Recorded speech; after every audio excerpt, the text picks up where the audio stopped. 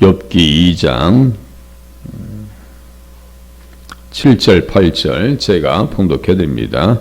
사탄이 이에 여호와 앞에서 물러가서 욥을 쳐서 그의 발바닥에서 정수리까지 종기가 나게 한지라. 욥이 재 가운데 앉아서 질그릇 조각을 가져다가 몸을 긁고 있더니 아멘. 여기까지만 보시겠습니다. 질병의 정도가 어느 정도까지냐면요, 발바닥에서 정수리까지. 그러니까 종기가 나게 앉으나. 욥이 재 가운데 앉아서 질그릇 조각을 가져다가 몸을 긁었다, 이렇게 기록하고 있습니다. 그 아픈 정도와 고통의 정도가 어느 정도인가 이제 쭉 한번 보겠습니다. 욥기 7장 한번 보세요. 7장 5절 그 앞뒤를 보시겠습니다. 어느 정도의 병이 찾아왔는가. 내 살에는 구더기와 흙덩이가 의복처럼 입혀졌고 내 피부는 굳어졌다가 터지는구나 써있죠. 어느 정도 고통인지 보세요.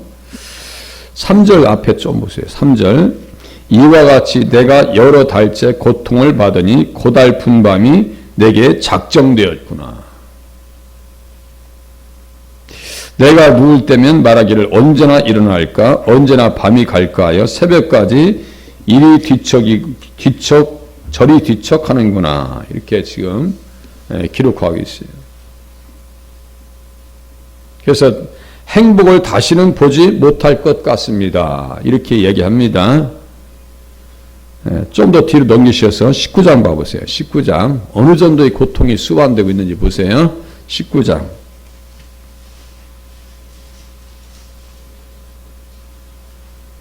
긴 병에 효도가 없다고요. 병을 앓고 있는 사람들 처음에는요 그냥 위로의 말을 해줍니다. 병이 깊어지면 13절 보세요. 나의 형제들이 나를 멀리 떠나게 하시니 나를 아는 모든 사람이 내게 낯선 사람이 되었구나. 사람들도 싫어해요. 내 친척은 나를 버렸으며 가까운 친지들은 나를 잊었구나. 14절이요.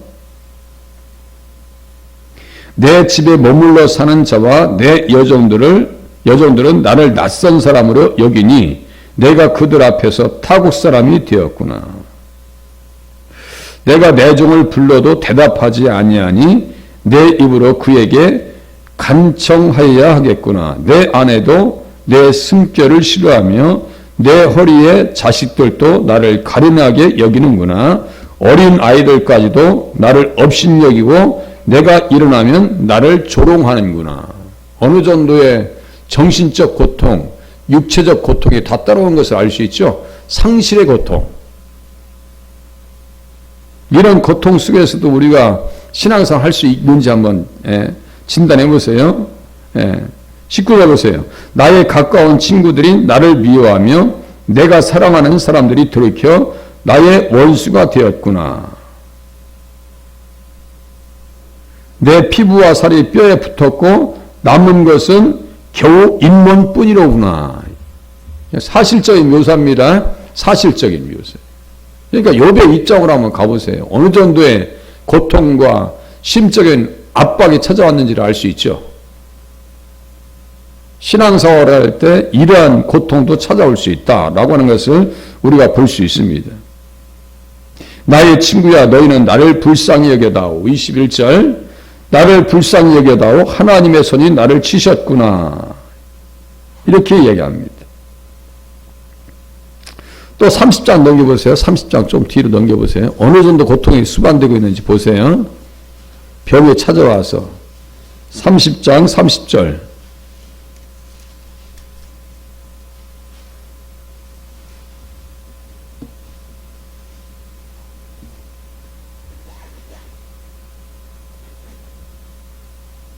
나를 덮고 있는 피부는 검어졌고 내 뼈는 열기로 말미암아 탔구나.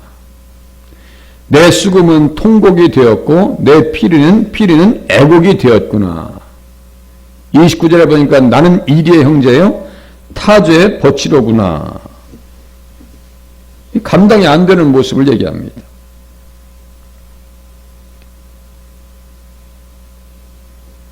또 30장 15절 보세요. 30장 15절. 병이 찾아왔을 때 그 고통스러운 현장을 우리가 한번 계속해서 보겠습니다. 30장 15절. 순식간에 공포가 나를 에워싸고 그들이 내 품 위를 바람같이 날려버리니 내 품 위를 나의 구원은 구름같이 지나가 버렸구나. 이제는 내 생명이 내 속에서 녹으니 환난 날이 나를 사로잡음이로다. 밤이 되면 내 뼈가 쑤시니 내 아픔이 쉬지 아니하는구나. 감당할 수 없는 그 고통이 계속해서 찾아옵니다. 그러면서 얘기합니다. 내가 바다 괴물이니까. 욥기 이제 7장 보고 이제 다음 욥기 7장 봐보세요. 욥기 7장. 하나님 앞에서 자기를 어떻게 얘기하는지 보세요. 내가 바다이니까.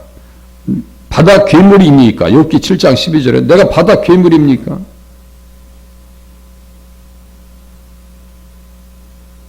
14절 보세요. 주께서 꿈으로 나를 놀라게 하시고 환상으로 나를 두렵게 하시나이다. 극단적인 상황에 가면요, 이게 사람이 망상에 사로잡혀요. 그죠? 망상에 사로잡힙니다. 우리도 심하게 몸살 나면요, 이 감각이 많이 흐려집니다. 망상에 사로잡혀요. 15절 보세요. 이러므로 내 마음이 뼈를 깎는 고통을 겪느니 차라리 숨이 막히는 것과 죽는 것을 택하리이다. 아주 이러한 고통은요, 있을 수 없는 거예요. 심지어 16절 보세요. 내가 생명을 싫어하고 영원히 살기를 원하지 아니하오니 나를 도우소서. 내 날은 헛것이니이다. 사람이 무엇이기에 주께서 그를 크게 만드사 그에게 마음을 두시고 아침마다 건징하시며 순간마다 단련하시나이까. 주께서 내게서 너를 돌이키지 아니하시며 내가 침을 삼킬 동안도 나를 놓지 아니하시기를 어느 때까지 하시리이까.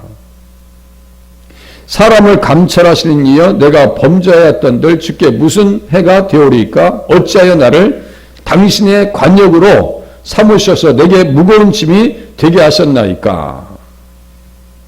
그러니까 하나님께서 자기를 어떻게 했다고요? 관역으로 타켓으로 삼으셔서 이렇게 힘들게 하실 수 있겠냐고 이야기합니다. 21절 보세요. 주께서 어찌하여 내 허물을 사하여 주지 아니하시며 내 죄악을 제거하여 버리지 아니하시나이까. 내가 이제 흙에 누우리니 주께서 나를 애써 찾을지라도 내가 남아있지 아니하리이다. 정신적으로 영적으로 당하는 고통은요, 욥에 있어서 그야말로 상상할 수 없는 정도의 고통이 수발됩니다. 이러한 고통은 누구에게 있어야 되냐면요, 신명기 28장에 있는 죄인들에게 있어야 되는 거예요. 머리에서 정수리부터 발끝까지. 신명기 28장에는 죄인들을 향해서 하나님께서 그렇게 심판하시겠다고 말씀하시고 이사야서 1장에도 그러한 역사들을 이야기하거든요. 그런데 욥은 순전하고 온전하고 하나님을 경외해서 악에서 떠난 상태였어요. 그런데도 불구하고 이런 시험이 왔다 할 정도면 우리들에게도 이런 시험 정도는 뭐 이 정도는 아니겠지만 순간순간 오는 시험들에 대해서도 우리는 잘 극복하고 이길 수 있어야 되겠다라고 하는 생각을 가질 수가 없어요. 가지셔야 돼요. 그러한 생각을 가지고 신앙생활 하셔야 됩니다. 그래서 어떠한 때 이러한 시험이 고통이 수반이 될 수 있는가? 신명기 28장으로 가보겠습니다. 신명기 28장. 이러한 고통은 이 사람들에게만 와야 되거든요. 신명기 28장.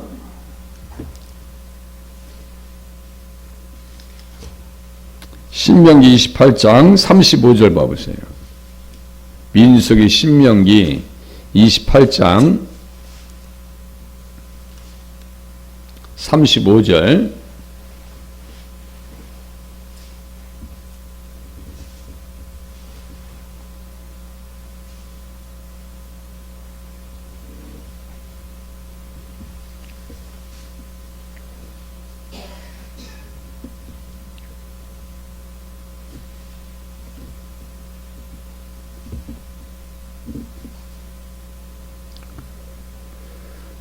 여호와께서 네 무릎과 다리를 쳐서 고치지 못할 심한 종기를 생기게 하여 발바닥에서부터 정수리까지 이르게 하시리라.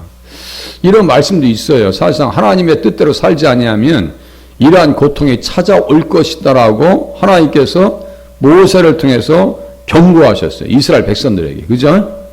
경고하셨어요. 그러니까 하나님의 백성들은요, 하나님의 뜻대로 사는 방법 외에는 다른 방법이 없어요. 정말 하나님의 백성이라면.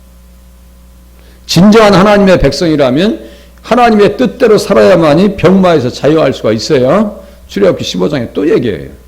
애굽의 질병에서 너희를 낫게 할 것이다. 하나님의 말씀대로 살면, 하나님의 말씀대로 살아도 욥도 그러한 경험을 했네요. 애매하게 고난을 당할 수도 있습니다. 예수 믿으면서도요. 그렇지만 어떻게 돼요? 끝까지 주님 앞에 의지하면서 욥과 같이 승리하는 자리에 서셔야 될 줄로 깨달으실 수 있기를 바랍니다. 하나님의 뜻대로 살지 아니하면 이러한 고통이 찾아올 것이다 라고 이미 경고했어요. 우리는 신명기 28장 1절에서 14절 까지는 이 말씀에 많이 듣다 보니까 축복의 말씀만 생각하고 축복만 생각하죠. 그렇지 않을 수도 있다라고 하는 사실을 욥은 우리에게 가르쳐 줍니다. 그러니까 신앙생활에서 우리가 기대하지 못하는 고통이 찾아올 수 있다는 얘기예요. 그래서 욥은 우리에게 무엇을 가르쳐 줘요? 인내를 가르쳐 준다고요. 인내를 가르쳐 줍니다. 신앙생활에 인내하지 않으면 안 된다라고 하는 것을 알 수가 있어요. 그렇게 하고 하나님의 뜻대로 살지 아니하면 다시요 천지인 하나님과 땅과 사람은 연결되어 있다고 말씀드렸어요. 천지인. 그게 뭐예요? 신명기 28장 펴져 있죠? 하나님의 말씀대로 살지 아니하면, 보세요. 자, 23절 보세요. 23절. 21절부터 보시면 더 좋겠네요. 21절.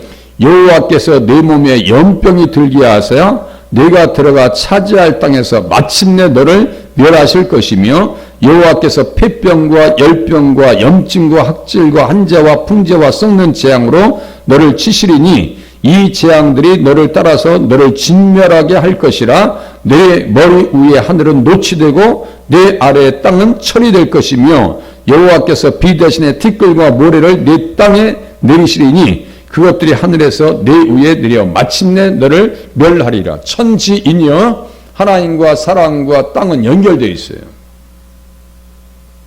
하나님의 뜻대로 잘 살아야 되고요. 하나님의 뜻대로 살면서 시험이 오는 것을 극복하면 복은 배가 됩니다. 그렇게 자꾸 이해를 하셔야 돼요. 아, 하나님의 뜻대로 살면서 시험이 오는 것은 복 주시려고 하시는가 보다. 이렇게 이해하셔야 돼요. 욥과 같이. 그렇게 하셔야 돼요. 실질적으로 이렇게 경고하셨어요. 땅은 티끌과 모래를 내 땅 위에 내리시니 사막화야, 사막화. 이러한 역사들을 경험하지 않길 원해서 하나님께서 기록해 주셨는데도 불구하고 이사야 시대는요, 이사야가 지적할 때 똑같은 말을 합니다. 머리에서 발바닥까지. 그것도 한번 확인해 볼게요. 이사야서 1장 가보세요. 이사야서 1장. 이사야서 1장. 똑같은 경험이에요. 욥도 머리에서 발바닥까지. 예. 발바닥에서 정수리까지. 이사야서 1장도 똑같아요. 6절 보세요. 발바닥에서 머리까지. 발바닥에서 머리까지. 예, 욥은 그의 발바닥에서 정수리까지 종기가 나게 한지라. 7절. 신명기 28장 35절, 이사야서 1장 6절, 욥기 2장 7절 같이 묶어놓고 보면 딱 맞겠네요. 예. 발바닥에서 머리까지 상한 곳이 없이 상한 것과 터진 것과 새로 맞은 흔적뿐이거늘 그것을 짜며 싸매며 기름으로 부드럽게 함을 받지 못하였도다. 이사야 시대의 유다 백성들의 모습입니다. 왜요? 주님을 잃어버렸습니다.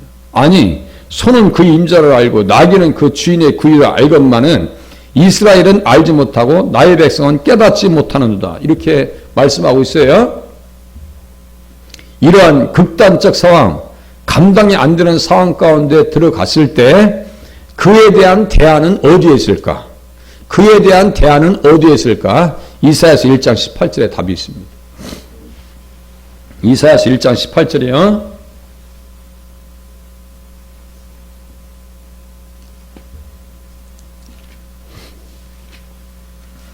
18절 위에다가 시편 22장 6절 써놓으라고 말씀드렸을 것 같은데요. 거기 써 있어요. 진홍 시편 22장 6절입니다. 진홍 요거 여기 뭐예요? 벌레입니다. 벌레요. 예수의 피밖에 없다고요. 제가 읽어드릴게요. 여호와께서 말씀하시되 오라 우리가 서로 변론하자. 너희 죄가 주홍 같을지라도 눈과 같이 희어질 것이요 진홍같이 붉을지라도 양털같이 희게 되리라. 여기 진홍이 뭐라고 했어요? 벌레와 똑같은 말입니다. 톨라라고 그래요. 히브리어로 톨라로. 예수님의 피가 뿌려져야 양심에 뿌려지고 영혼에 뿌려지고 육신에 예수님의 피 뿌림이 있어야 치료받고 회복되고 살 수 있는 길이 열린다고요. 욥도 번제를 드렸죠. 맨 끝에 와서 또 번제를 드립니다. 주님의 피 뿌림을 받습니다. 대속자에 대한 소망이 있습니다. 그러니까 그 극악한 병마에서도 극복되어지고 승리할 수 있었더라라고 하는 것을 우리가 확인할 수 있는 거예요. 속죄수의 피.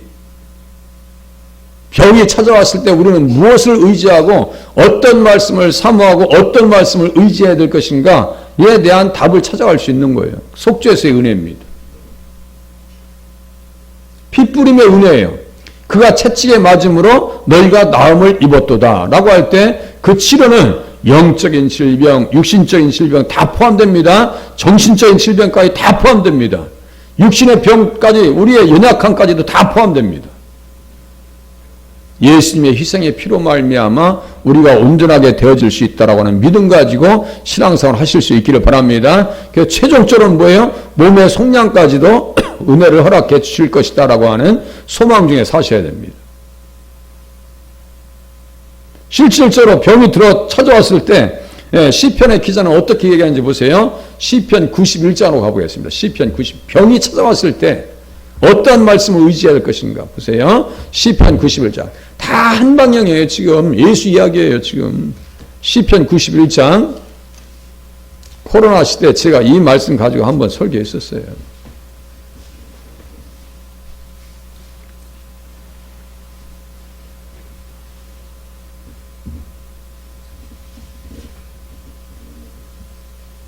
(91장) 전염병 나오죠. 3절에 보면 전염병 나와요.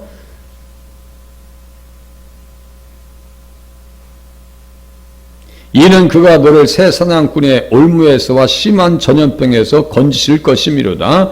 그가 너를 그의 기치로 덮으시리니 네가 그의 날개 아래에 피하리로다. 그의 진실함은 방패와 손방패가 되시나니 너는 밤에 찾아오는 공포와 낮에 날아드는 화살과 어두울 때 퍼지는 전염병과 밝을 때 닥쳐오는 재앙을 두려워하지 아니하리로다. 이렇게 써있네요. 1000명이 10,000명이 네 오른쪽에 엎드러지나 이 재앙이 네게 가까이 하지 못하리로다. 이렇게 써있네요. 코로나 시대에 500만, 600만이 죽었습니다. 지금까지 살아온 것은 이 은혜를 힘입어서 살았다라고 하고 믿으시면 맞습니다. 가까운 교회 계시는 분들 돌아가셨고 젊은 사람들 돌아가시더라고요. 우린 살았어요. 저도 그 전염병 걸렸다가 온전해졌어요. 다 한 번씩 경험하셨을 거예요. 살려주셔서 감사하고 신앙을 지켜주셔서 감사하고 지나간 것도 감사하시고 앞으로도 이러한 고통이 찾아와도 이길 줄로 믿어서 감사하실 수 있기를 바랍니다. 욥과 같이 승리하셔야 돼요. 여기 가만히 이제 여기에서 보세요. 또 예수님 이야기하지 않을 수가 없어요. 4절 보세요. 그가 너를 그의 기치로 덮으시리니 네가 그의 날개 아래에 피하리로다. 여기 날개, 그룹들의 날개 아래 뭐가 있어요? 그룹들의 날개 아래? 그룹들의 날개 아래에 뭐가 있어요? 속죄소가 있습니다. 속죄소. 그래서 예수님은 화목제물이라고 합니다. 전혀 생각할 수 없죠. 일반적으로 이렇게 성경책 읽다가 속죄서라고 하는 것, 예수님의 피, 벌레 이런 것을 생각을 못 하잖아요. 그런데 자꾸 보면서 자세히 보는 거예요. 날개 아래 피한다. 예? 그의 날개 아래 피한다. 그 날개 아래 속죄서 위에 그룹들이 둘이 있죠. 양쪽에 그룹들에서 그 얼굴이 속죄서를 향합니다. 그 속죄서에 뭐가 뿌려져요? 또 피가 뿌려집니다. 피가 뿌려져요. 속죄서라는 것은요, 다 넘어가자. 그냥 진노를 누그러뜨리고 그냥 덮고 넘어가자 이거예요. 다 화해하자. 용서해준다. 풀어준다. 이런 뜻을 가지고 있어요. 카파르라고 하는 단어에서 카포로트라고 하는 그 단어가 등장합니다. 카포레트네요. 카포레트. 이것이 신약 성경에서 로마서 3장 28절에서는요, 3장 25절이네요. 화목제물이라고 써 있어요. 여기 속죄, 여기 보세요. 그의 기초로 덮으리니 그의 날개 아래에 이렇게 써놓으시고요. 여기 위에다가 출애굽기 25장 22절 써놓으세요. 출애굽기 25장 22절, 로마서 3장 25절, 출애굽기 25장 22절, 로마서 3장 25절. 그의 날개 아래, 이게 속죄소입니다. 속죄소. 로마서 3장 25절. 그러니까요, 병이 찾아와도, 재앙이 찾아와도, 어려움이 찾아와도 누구를 의지하라고요? 십자가에 의지해서 그 핏부림의 은혜를 우리가 사모하면서 그 고통을, 그 어려움의 시간들을 지나기 위해서 기도하시면서 사모하시길 바랍니다. 그게 은혜예요. 그게. 1000명이 무너지고 10,000명이 재앙으로 무너진다 할지라도 주님께서 우리를 붙들어 주실 것이다라고 하는 믿음 가지고 사셔야 돼요. 욥의 입장으로 가면요, 이것도 쉽지 않은 이야기예요. 그게 금방 느껴지겠어요? 그 현장에 있을 때는. 우리가 고통의 현장에 있을 때는요, 잠시 우리도 욥과 같이 인약함이 나옵니다. 욥도 어떻게 해요? 자기 생애를 3장부터 저주합니다. 에레미야도 자기 생애를 저주했어요. 우리들 마치 버림받은 것 같은 느낌이 오지 않겠어요? 마치 버림받은 것 같은. 그래도 하나님의 말씀을 붙들고 신앙사람에서 승리하는 자리에 서셔야 됩니다. 끝까지 인내하셔야 돼요. 그것이 레위기 16장이요. 여기다 또 써놓으세요. 레위기 16장 14절, 레위기 16장 14절부터 15절. 제가 이제 아침에 더 보게 하면 유튜브에 또 올려드릴 거예요. 극한의 고통, 극한의 정신적인 혼란, 영적인 상실감, 하나님께서 어떻게 나를 관역 삼으셔서 침을 삼킬 그 순간에도 나를 이렇게 힘들게 할 수 있습니까? 라고 하는 고통의 현장에 혹시 찾아온다 할지라도 속죄서의 은혜를 의지해서 승리하시고 또 하나님 앞에서 세워지는 은혜가 있으시길 바랍니다. 기도하시겠습니다.